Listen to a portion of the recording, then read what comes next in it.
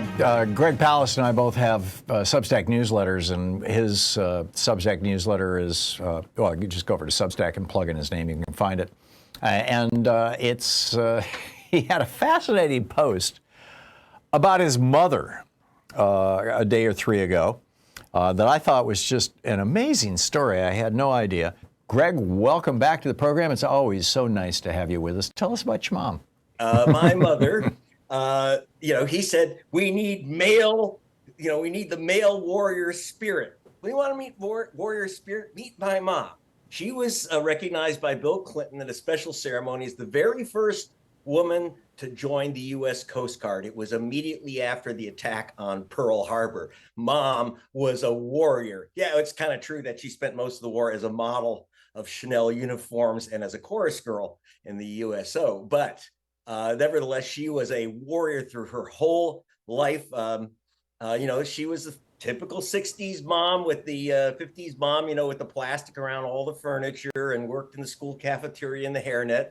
Later, in her 50s, became a teacher and a union organizer, organized the first union for childcare workers in government, and always a warrior, as was my father. And how dare you say male warrior spirit? You ain't heard my mom. If she would have been around, she passed away at 97. You can see her on on my Substack. You'll see her. I'm nonpartisan, Tom. I want to mention that, but you'll see my mom the 2 days before she passed away, smiling in her impeach Trump T-shirt, and she was always a warrior, including a warrior against the war in Vietnam. My father served in the Philippines and threw away his medals in protest.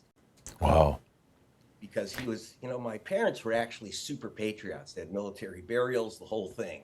Mm-hmm. And but to them, Trump was stomach churning. But here's the problem. Pete Hegseth calls in all the top brass from around the world traveling. You got guys leaving aircraft carriers to take planes to this dog and pony show. Mm-hmm. First of all, it's dangerous. You got all the brass in one place. Yeah, it's like a target.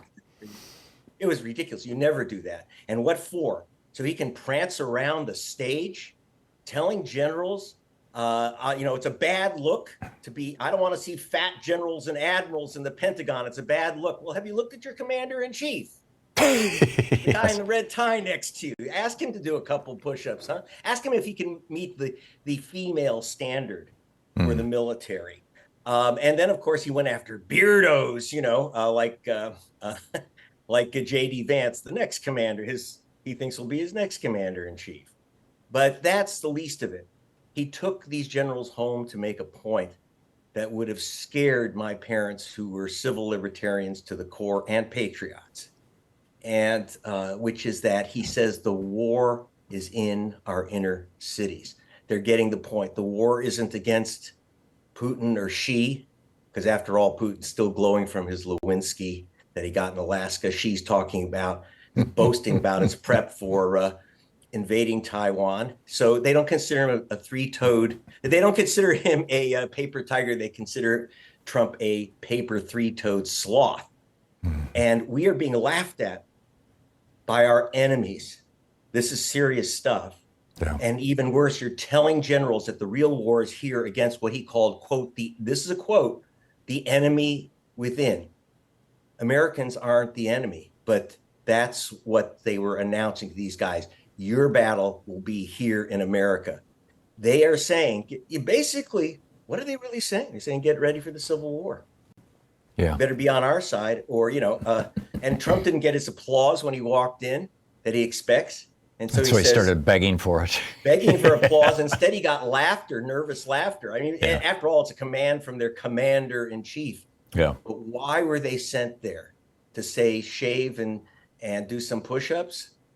It was to tell these generals, your next war is in these borders. Yeah. That's what's dangerous. Now, Greg, yeah, I absolutely agree. I think, and they were being lectured by, a drunk,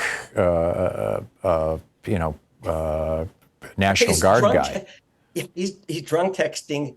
You got a secretary of war, big right. Macho man who's drunk texting his wife with secret plans for invasions. Yeah. That's Yeah. what can happen. So he talked about fat. He talked about beards. He didn't talk about the bottle, did he? No, no, he No, didn't. no, it's very, Surprise, it's surprise, surprise, interesting, surprise. so, So, this is dangerous. Really, I know that my mother and father would have been, they were horrified by the first, by Trump won. This yeah. would be scarier. Yeah, I'm with you. Now, you know David Corton, right? The guy who wrote When Corporations Rule the World? Yes, The certainly. big bestseller from about 15 years ago. David has a little newsletter, and well, it's not. I shouldn't say little. He's got a very good newsletter, and he and his wife Fran are just extraordinary people. She started Yes Magazine, and I mean they've been activists their whole lives. Used to work all around the world on behalf of the U.S. government, the World Bank. He knows what's going on. And he offered a really insightful take on this that I hope and pray he's right. Basically, what he was arguing was, and this is a couple days ago in his newsletter, was that before this meeting, these generals were all scattered all over the world. They talked to each other occasionally, but when they did, it was on secure comms, and they never talked about things like politics or what the hell is going on with Hegseth and Trump and that kind. They just couldn't have those kinds of conversations, And by bringing them all together in one, and so if they were to receive an illegal order, most of them had no idea whether their peers would resist it too. I mean, it was like they were it was divide and conquer. They were scattered. They were divided. By bringing them all together in one room and showing them the pure, naked insanity of these two men, Trump, rambling about, the enemy within, and Hegseth going on like he's a dry drunk. Now it's far less likely, according to David Corton, that when the illegal order to turn your troops with live ammunition and automatic weapons on the people of the United States, when that illegal order comes down, it's far less likely it'll get followed. Because what they did was they all sat around together and realized that all of them are of the same mind. I mean, nobody stood up and clapped or cheered, right? They're all of the same mind. This is wrong. What say you? Well, actually, Corton's an insider, he knows, but I've been listening to generals who are across the water from RUSI, the Royal United Services Organization, which is like their big Pentagon think tank of Britain. And they've been talking to U.S. generals, and those guys are scared. Remember, General Milley, who was head of our Joint Chiefs of Staff, was not only, fired, humiliated, his pictures taken off the wall, but they even took away his security detail. That was a warning. And why? Because he was contacting other generals, the Defense Department at the time, when you had a half-sane chief of staff in Trump won, and they kept talking about landing the plane safely, making sure that Trump doesn't start a nuclear war to stay in power. Mm-hmm. That's why he was removed, trying to save literally our country from being incinerated because a megalomaniac was not ready to leave office. And, so Milley was able to keep it together. But now I agree with Corton.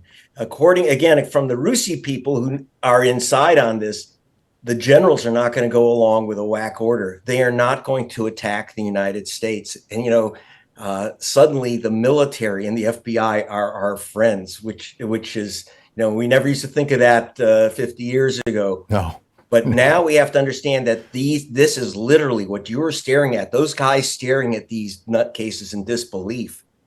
They don't like it. And they didn't like, do you think the military people like the fact that Linda Fagan was fired as commandant of the Coast Guard, my mother's old unit, or that they fired General Brown, 4-star general, as head of the Joint Chiefs of Staff because he was, he's brown. In the military, this is not sailing. Yeah. Yeah. I from your lips to God's ears, Greg, I really hope that this because we've lost the Republicans right across the board and thus lost the House and the Senate. We've lost the 6 bought off and corrupted politicians on the Supreme Court, Republicans on the Supreme Court. And we've lost a lot of our states. You've got state people like Greg Abbott, and whatnot, just, embracing fascism across the country. It'd be an amazing thing if the military ends up being, our last bastion. Last question here. We've got some really consequential elections coming up. 3 Supreme Court justices in Pennsylvania, a Senate election in New Jersey, and a governor's election in Virginia next month. You're the election guy. You've been, crunching the numbers and writing the books and making the movies and everything else. What are they up to? Well, one of the big things that you have to worry about in Virginia and not in New Jersey, and I guess you were saying Maryland, is that we have a massive, massive new purge of voters. And the states who aren't voluntarily purging voters from the voter rolls, I know that I can't remember the number in Virginia I always stick with Georgia, 440,000 people getting the chop from the voter rolls. Now, again, I got the purge list from Virginia many years ago and tested their list of people who were illegal voters to be removed. And at that time, it was over 100,000. And I found that the list, first of all, of double voters, there was 0 of 100,000 people tagged. And then later, when I did a study on people who supposedly moved for the ACLU, 63%. I know I'm throwing numbers at you, right? But understand the people being removed, not one was being removed for a legal reason. Not a single one. That was 100,000. And you wonder why Virginia flipped? It was because of the purges. It's a fight. Yeah. Because of the purges. And they're doing it now. We are massive. And this is the off year when people aren't looking. That's when they do the big purges. We just, in 2023, a year before the 2024 election, we had about 300-some thousand people removed from the voter rolls of Pennsylvania without any conclusive evidence that these are wrongful voters. This is the Thom Hartmann Program. Sorry, we hit the hard break there, Greg.